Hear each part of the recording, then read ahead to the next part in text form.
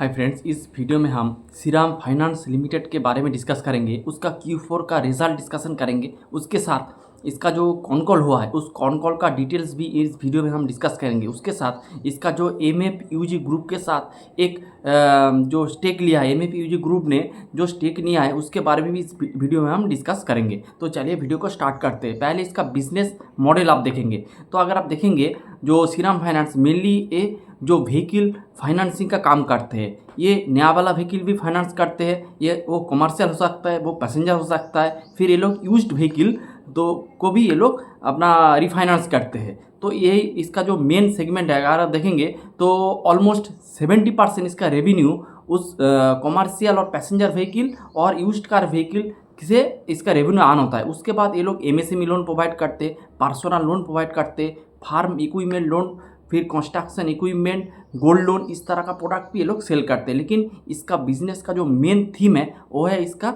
जो vehicle financing का। तो यही बात है। उसके बाद ये मोटा मोटी इसका बिजनेस मॉडल है। इसे ये लोग रेवेन्यू वगैरह अर्न करते हैं। स्टार्ट हुआ था साउथ से, फिर पूरे पैन इंडिया में अभी इसका प्रेजेंस है। बहुत अच्छे रेट से ये बैंक ग्रो करते हैं। एक बैंक नहीं, एक NBFC है और एक स्टेबल एक NBFC है, ये आप कह सकते हैं। उसके बाद इसका जो रिसेंट जो MFUG बैंक के साथ जो इसका कोलाबोरेशन हुआ है, तो उसके बारे में थोड़ा डिटेल डिस्कशन कर लेते हैं। अब देखेंगे तो 8 अप्रैल 2026 को MFUG बैंक यानी जो मित्सुबिशी UFG बैंक करके है, जो एक जापान का सबसे बड़ा बैंक है। जैसे आप हमारे इंडिया में SBI बैंक है, HDFC बैंक है सबसे बड़ा वाला, उसी तरह से जापान का जो सबसे बड़ा बैंक है उसका नाम है मित्सुबिशी UFG फाइनेंस लिमिटेड करके कुछ नाम है इसका।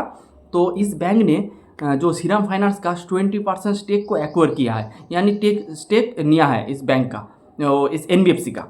और इसके लिए इन लोगों ने ऑलमोस्ट 396 बिलियन रुपीज़ पेड किया है। और जो पर शेयर का जो प्राइस था वो था आपका 840 रुपीज़ पर शेयर।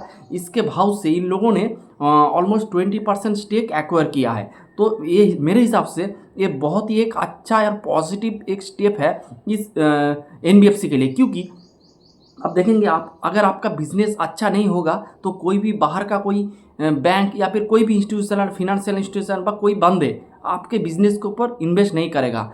जापान का जो बैंक है उसको अच्छे से पता है कि इस जो श्रीराम फाइनेंस का बिजनेस मॉडल अच्छा है, अच्छे लेवल से ग्रो कर रहा है, सब कुछ जान के उन लोगों ने इन्वेस्ट किया है। तो मेरे हिसाब से ये बहुत ही पॉजिटिव है इस NBFC के लिए। मेरे हिसाब से श्रीराम फाइनेंस के लिए ये बहुत ही पॉजिटिव है, उसके शेयर होल्डर के लिए भी ये पॉजिटिव है। क्योंकि आप देखेंगे श्रीराम फाइनेंस के पास बहुत सारे कैपिटल आ गया है, तो ये लोग अपना कैपिटल को इजीली जो कस्टमर को दे सकते हैं और उससे अच्छे खासे जो इंटरेस्ट इनकम ये लोग अर्न कर सकते हैं। फिर ये लोग इसके पास बहुत सस्ता पैसा आ गया है, तो इसको बाहर से कुछ बोरो ज़्यादा इंटरेस्ट रेट पे करके कुछ ज़्यादा बोरो करने का इसका कोई ज़रूरत नहीं होगा। तो बहुत सारे पॉजिटिव पॉइंट्स है इस डील के वजह से। तो ये हो गया। फिर हम डिस्कस कर लेते हैं इसका जो Q4 FY26 का जो रिजल्ट आया है उसके बारे में थोड़ा हम डिस्कस कर लेते हैं। तो आप देखेंगे तो इसका AUM 15% से ग्रो किया है और इसका नेट इंटरेस्ट इनकम वो भी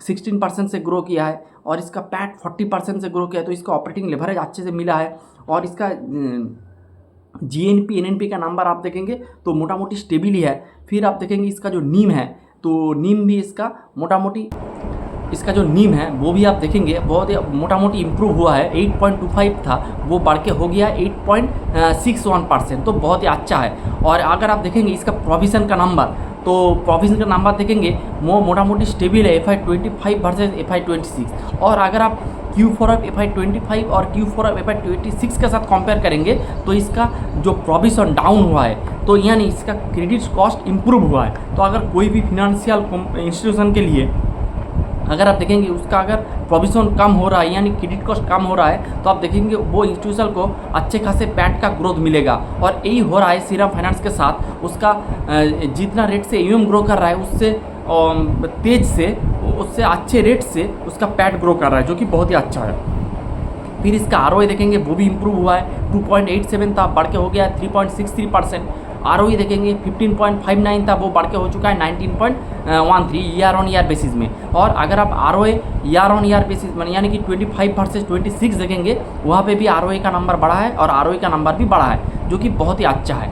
और उसके साथ अगर आप इसका कुछ AUM मिक्स देखेंगे और उसका परसेंटेज और उसका ग्रोथ देखेंगे तो कॉमर्शियल व्हीकल इसका AUM में ऑलमोस्ट 47% कंट्रीब्यूट करता है, पैसेंजर व्हीकल 21% कंट्रीब्यूट करता है, MSME सेगमेंट 13% कंट्रीब्यूट करता है, कंस्ट्रक्शन इक्विपमेंट ऑलमोस्ट 4% कंट्रीब्यूट करता है, फिर गोल्ड लोन है, पर्सनल लोन है, फार्म इक्विपमेंट है, इस तरह का प्रोडक्ट भी है। लेकिन इसका जो ऑलमोस्ट आप देखेंगे 70% इसका रेवेन्यू आते हैं इसका जो व्हीकल लेंडिंग से। तो ये मेनली एक व्हीकल लेंडिंग एक कंपनी है, उसके साथ कुछ आधार वाले सेगमेंट भी ये लोग कवर करते हैं। और उसके साथ ग्रोथ देखेंगे तो कमर्शियल व्हीकल ऑलमोस्ट 20% से ग्रो कर रहा है। तो अगर आप इसका ओवरऑल ग्रोथ है मोटा मोटी 16% का, और इसका जो कोर जो बिजनेस जो 50% बिजनेस आता है कमर्शियल व्हीकल से, वो वाले सेगमेंट 20% से ग्रो कर रहा है, जो कि बहुत ही अच्छा है। फिर पैसेंजर व्हीकल वाला सेगमेंट भी 19% से ग्रो कर रहा है, और इसके MSME वाले सेगमेंट देखेंगे 10% से ग्रो किया है। उसके बारे में हम कॉल वाले पार्ट में डिस्कस करेंगे।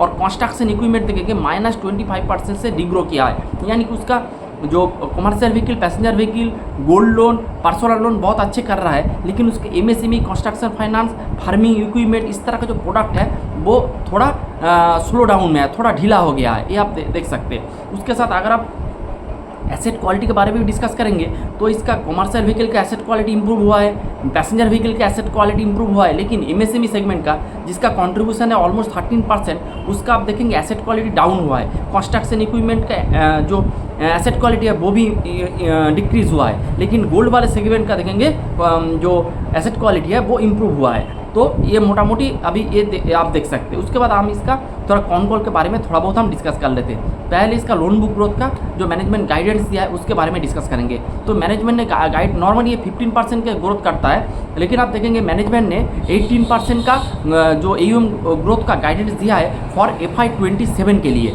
तो ये बहुत ही अच्छा है। जो 15% से ग्रो कर रहा था वो गाइडेंस दिया 18% का, लेकिन मैनेजमेंट ने एक बात कहा है, क्योंकि वेस्ट एशिया में एक क्राइसिस चल रहा है, इसीलिए मैनेजमेंट ने कॉस्ट स्टोन प्रोवाइड किया है। और मैनेजमेंट ने बोला है कि after Q1 of FY 27 they will review their guidance, यानी कि अगर जो इस वेस्ट एशिया का क्राइसिस जो चल रहा है, जो फ्यूल का क्राइसिस चल रहा है, जो पेट्रोलियम प्रोडक्ट का जो क्राइसिस चल रहा है, वो अगर प्रोलॉन्ग हो जाए तो इसका जो गाइडेंस है वो थोड़ा बहुत कट हो सकता है। लेकिन अगर वो जो वेस्ट एशिया क्राइसिस अगर वो मोटा मोटी सॉल्यूशन हो जाते हैं तो फिर ये लोग गाइडेंस को बढ़ा भी सकते हैं, ये भी हो सकता है। तो इसमें पॉजिटिव भी हो सकता है, नेगेटिव भी हो सकता है, लेकिन मैनेजमेंट ने अभी तक जो कंजर्वेटिवली 18% रेवेन्यू ग्रोथ का गाइडेंस दिया है, तो मेरे हिसाब से बहुत ही अच्छा है। 3 लाख करोड़ का एक AUM वाले कंपनी जो 18% का ग्रोथ का गाइडेंस दे रहा है, मेरे हिसाब से बहुत ही अच्छे है। अगर आपको कोई बड़े वाले NBFC या फिर बड़े वाले स्टेबल कंपनी, फिनेंशियल कंपनी को देखना है तो आप श्रीराम फाइनेंस को अच्छे से देख सकते हैं।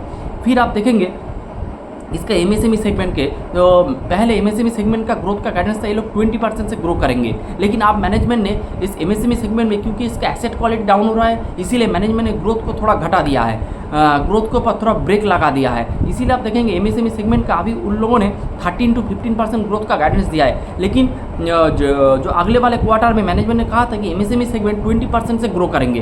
तो इधर आप देखेंगे थोड़ा जो गाइडेंस दिया था वो इन लोगों ने थोड़ा डाउनग्रेड किया है MSME वाले सेगमेंट में, लेकिन ओवरऑल सेगमेंट में 15% से गाइडेंस को 18% कर दिया है, जो कि बहुत ही अच्छा है। उसके बाद हम देखेंगे इसका नीम का गाइडेंस, तो नीम का इस FY 26 में भी नीम का गाइडेंस था 8.5%, और FY 27 के लिए भी मैनेजमेंट ने 8.5% का गाइडेंस दिया है। लेकिन आप देखेंगे इसका जो 20% स्टेक जो MAPUG ग्रुप ने लिया है, इसीलिए देखेंगे इसके पास बहुत सारे कैपिटल आया है, उसके साथ बहुत सारे रेटिंग एजेंसी ने इसका रेटिंग को बढ़ा दिया है। तो अगर इस तरह का सिचुएशन होता है तो आपको कॉस्ट ऑफ फंड थोड़ा सस्ते रेट में मिलता है। और मैनेजमेंट ने ये भी कहा है कि ये लोग को 100% कॉस्ट ऑफ फंड में मुनाफा मिलेगा, यानी थोड़ा कम रेट में मिलेगा। Cost of fund 100 basis point कम में मिलेगा अगले 2 साल के लिए।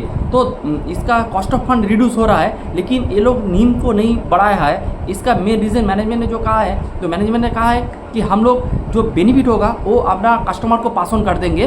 तो इससे क्या होगा, इसका बिजनेस अच्छे लेवल से ग्रो करेगा और बिजनेस में प्रॉफिटेबिलिटी भी आएगा, और ये लोग अपना मार्केट शेयर भी गेन कर सकते हैं। तो ये मेरे हिसाब से एक पॉजिटिव पॉइंट है। जो एक्स्ट्रा जो आप क्या कर रहे हैं, आप जो कस्टमर है, कस्टमर को आपको जो एक्स्ट्रा बेनिफिट है वो लोग पास ऑन कर रहा है, जो कि बहुत ही अच्छा है, एक अच्छे स्टेप है। इस स्टेप के वजह से आप देखेंगे ये लोग अपना मार्केट शेयर और भी गेन कर सकते हैं, तो ये बहुत ही अच्छा है। फिर जो ऑपरेटिंग एक्सपेंस होता है, जो कॉस्ट टू इनकम रेशियो होता है, वो मोटा मोटी मैनेजमेंट ने कहा है जो 26 से 27% में ये स्टेबल रहेगा। तो मेरे हिसाब से इसका कॉस्ट टू इनकम का ऊपर जो इसका पकड़ है वो बहुत ही अच्छे है। 26 से 27% कॉस्ट टू इनकम बहुत ही अच्छा है, यानी कि इसका ऑपरेटिंग जो एक्सपेंस थोड़ा बहुत ही लोअर लेवल पे है, जो कि बहुत ही अच्छा है। बैंक ऑफ प्रॉफिटेबिलिटी के लिए आपको एक्सपेंस को थोड़ा दबाना पड़ता है, ये बहुत अच्छा है।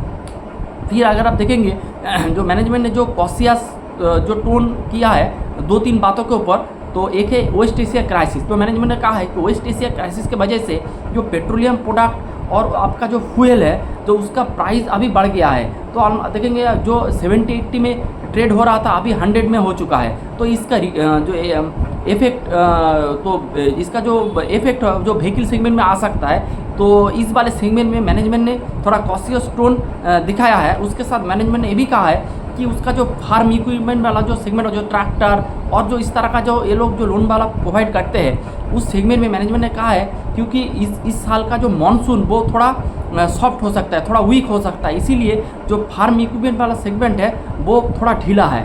तो मैनेजमेंट ने ये भी कहा है कि जो मानसून का थोड़ा वीक हो सकता है, इसीलिए जो इसका जो फार्म इक्विपमेंट वाला जो सेगमेंट है जो ग्रोथ थोड़ा स्लो हो सकता है। तो मैनेजमेंट ने 2 चीज़ों के ऊपर थोड़ा रेड फ्लैग डाला है। एक है आपका वीकर मानसून और उसके साथ वेस्ट एशिया क्राइसिस।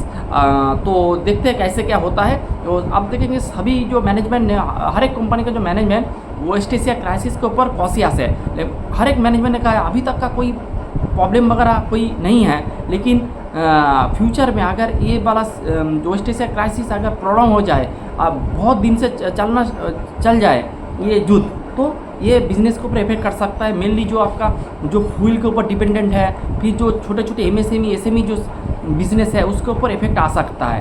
तो इसीलिए हर एक बैंक ने इस वाले सेगमेंट के ऊपर कॉशियस टोन प्ले किया है। तो यही मोटा मोटी था वीडियो, और अगर आप इसका वैल्यूएशन कैलकुलेट करेंगे तो ये मोटा मोटी आपको 2.8 प्राइस टू बुक रेशियो में मिल रहा है। मेरे हिसाब से बिजनेस बहुत ही अच्छा है। वेस्ट एशिया क्राइसिस अगर ओवर हो जाए तो 18% के ऊपर भी ये ग्रो कर सकता है। उसके साथ ये लोग का नाम प्रॉफिटेबिलिटी को ये लोग इम्प्रूव कर सकता है, क्योंकि ये लोग और सस्ते रेट से अपना कॉस्ट ऑफ फंड को उठाएंगे। तो ये बहुत ही अच्छी बात है। फिर इसका जो MFUG ग्रुप का जो एक्सपर्टीज़ इसके ऊपर भी बैठ जाएगा, तो और भी अच्छे लेवल से ये अपना धंधा को चला सकते हैं। तो यही था आज का video. Hope you like the video and thanks for watching the video.